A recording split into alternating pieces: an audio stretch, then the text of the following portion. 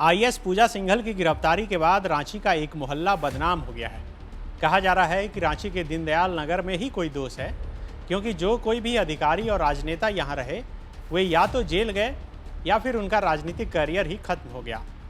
पंडित जी का मानना है कि दीनदयाल नगर में ज़्यादातर घर का द्वार दक्षिण की दिशा में है, इसलिए ऐसा हो रहा है। आईएएस पूजा सिंघल का घर भी वहीं है और दक्षिण दिशा में ही है।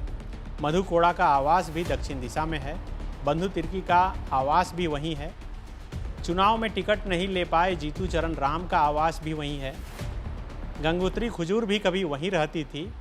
इसके साथ साथ कई आईएएस और आईपीएस अधिकारी भी इसी मोहल्ले में रहते हैं और इसी मोहल्ले में रहने के कारण वे केंद्रीय एजेंसियों की जांच के निशाने पर भी रहे हैं। फिर वे अधिकारी या तो राज्य छोड़कर केंद्रीय प्रतिनियुक्ति पर चले गए या फिर अपना आवास बदल लिए।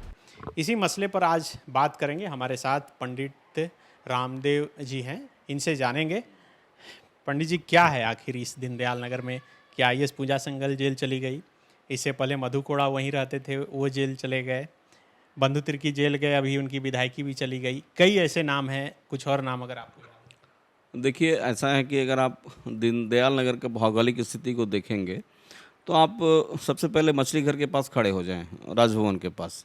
और राजभवन से बूटी मोड़ जो रोड गई है, आप कभी भी अगर देखेंगे तो ये जो रोड है वो पूरब और पश्चिम की, पूरब से पश्चिम की ओर गई है या पश्चिम से पूरब की ओर आई है। इसके दाहिने साइड में जो है वह दीनदयाल नगर है। और दीनदयाल नगर में मैंने 2000 लगभग 9 से देखा। और उसके बाद अब आप दीनदयाल नगर है, दीनदयाल जी की मूर्ति है, दीनदयाल जी की मूर्ति के पीछे आईएएस क्लब है और आईएएस क्लब के आसपास जो है बहुत सारे बिल्डिंगें हैं। और आईएएस क्लब से लेकर के और सीएम आवास तक जो है वो आज हम लोग 15 साल से अव्यवस्थित अवस्था में देखते हैं। इन जगहों में रहने वाले लोगों की या तो बुद्धि भ्रष्ट हो जाती है, या तो इनका समय खराब हो जाता है, या नहीं तो कहीं न कहीं किसी तरह से ये लोग किसी न किसी स्कैंडल में बार बार फंस जाया करते हैं। तो जब दीनदयाल नगर की ओर चलें, एक रोड के बाद दीनदयाल नगर है, दीनदयाल नगर की रोड चलें तो आपको याद होगा 2009 में एक ओएसडी हुआ करते एक अधिकारी, उनके यहाँ छापा पड़ा। और उनके यहाँ छापा पड़ा, मैं भी उसको देखा जा करके, मैं देखा था जब वास्तु के अनुसार, तो मैंने कहा था कि ये परेशान करने वाला जगह है। और बाद में वो अधिकारी जो है वहाँ से उस डेरा को बदल करके और दूसरे जगह चले गए। नई बिल्डिंग बन रही थी उसी दीनदयाल नगर में और नई बिल्डिंग में चले गए। संयोग था कि सब कुछ ठीक था, भगवान की कृपा भी अधिकारी के ऊपर बहुत अच्छी रही। अब आएंगे उसी अधिकारी के ठीक सामने बंधु तिर्की जी का बिल्डिंग आवास है। हालांकि वो उत्तराभिमुख है, लेकिन मुझे भी पता नहीं लगता है कि दीनदयाल नगर में आखिर कौन सा वास्तु दोष है। संपूर्ण दीनदयाल नगर में मैं कह सकता हूँ, समझ में नहीं आता है क्या है। अब देखें, आप बंधु तिर्की जी को लें, उसके ठीक बिल्डिंग के ठीक सामने, तो बंधु तिर्की जी कितने परेशान रहे कि अब फिर वो चुनाव नहीं लड़ सकते हैं। उसके जेल भी गए, चुनाव भी नहीं लड़ सकते हैं और एक अच्छा कैरियर जो है वो समाप्त हो गया।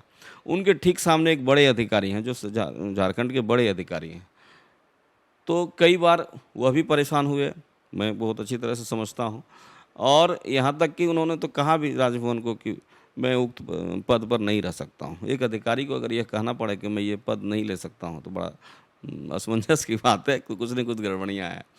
अब हम उससे थोड़ा सा आगे चलते हैं। एक छोटा सा बिल्डिंग है स्टाफ क्वार्टर, उसके बाद मधु कोड़ा जी का बिल्डिंग है। मधु कोड़ा जी का बिल्डिंग दरवाजा एकदम अग्नि कोण पर ही उसका दरवाज़ा है। और मधु कोड़ा जी का क्या हर्ष हुआ वो आप समझ सकते हैं, इस पर बोलने का कोई बात नहीं है। उसके बाद आप मधु कोड़ा जी के बाद अगर आप बढ़ेंगे तो उसमें जीतू चरण राम हुआ करते थे। उसमें दरवाजे जो था वो दक्षिण फेसिंग ही था। वो बाद में जीतू चरण राम जी को टिकट नहीं मिला और मुझे याद है कि कोई विधायक उसमें आए थे, लेकिन बाद में वो दरवाज़ा पूरा पश्चिम की ओर करवाया गया है। आप देखेंगे वो अभी भी दिखेगा आपको कि सामने का दरवाज़ा बंद करके पश्चिम की ओर पीएचडी का एक ऑफिस की ओर किया गया दरवाज़ा। उसके बाद एक आईएएस थे, हमको याद नहीं रहा, लेकिन वो आईएएस कभी यहाँ रहे ही नहीं, ठीक है। फिर उसके बाद एक बिल्डिंग आए, वो खरे साहब रहते थे। खरे साहब सपत्नीक जो है वह सेंट्रल में प्रतिनियुक्ति के लिए चले गए। अब आते हैं उसके बाद जो मुख्य सचिव का बिल्डिंग हुआ करता है वो, तो मुख्य सचिव जब भी रहे तो परेशान ही रहे। चाहे इसके पहले राजबाला वर्मा रही, तुपित साहब वीआरएस ले लिए लेकिन चुनाव जीत नहीं पाए, जबकि राजबाला वर्मा उसमें अधिकारी हुआ करती थी, वो चुनाव नहीं जीत पाए जी। और तुपी साहब बीआरएस लेके भी चुनाव नहीं जीत पाए, मतलब कैरियर जो है वहीं अटक गया, मैं ये कह रहा हूँ। अब आप आए तो फिर आए आप पूजा सिंघल वाली बिल्डिंग के पास आए, वहाँ लगभग 6 अधिकारी हैं। 6 अधिकारी में पूजा सिंघल का जो दरवाज़ा है, मेन दरवाज़ा जो है वो मछली घर की तरफ में वही उसी रोड की ओर खुलता है, जो बरियातू रोड है उधर खुलता है।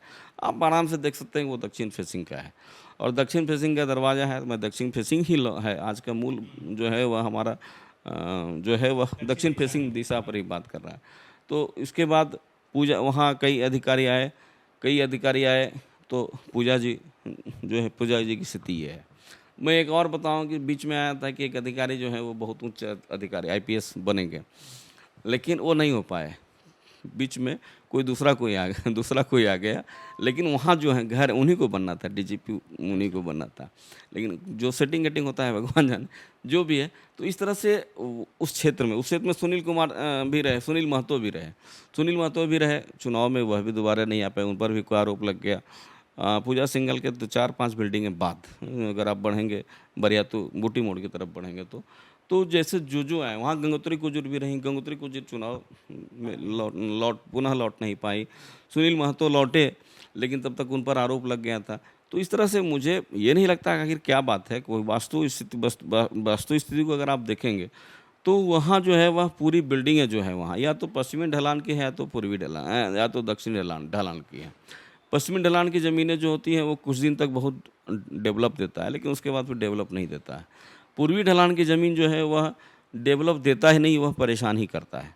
तो इस तरह से उस संपूर्ण क्षेत्र को मैं बहुत 2008-09 से मैं उसको देख रहा हूँ, लगभग बिल्डिंगों को मैं देखा हूँ। तो कुछ न कुछ तो बातें वास्तु की है वहाँ, जो मुझे लगता है। जी सनी, तो इस हिसाब से देखा जाए तो पल्स हॉस्पिटल भी दक्षिण। हाँ, पल्स तो प्योर दक्षिण है, मैं तो देख रहा हूँ। पल्स जो है वह प्योर दक्षिण है। पल्स जो है तिकोना भी, ट्रेंगुलर भी है वो ज़मीन।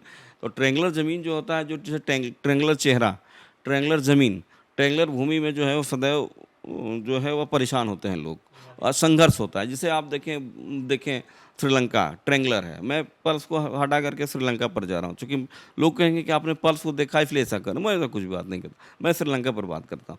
श्रीलंका ट्रेंगुलर है। राम के शासन में भी वह तबाह हो गया, उसके बाद कई बार तबाह हुआ, फिर जाफना वगैरह क्या हुआ उसमें भी तबाह हुआ। श्रीलंका के नाम पर भारत के प्रधानमंत्री मारे गए, फिर श्रीलंका का पूरा सिस्टम समाप्त हो गया, मतलब ये भूखमरी आ गया।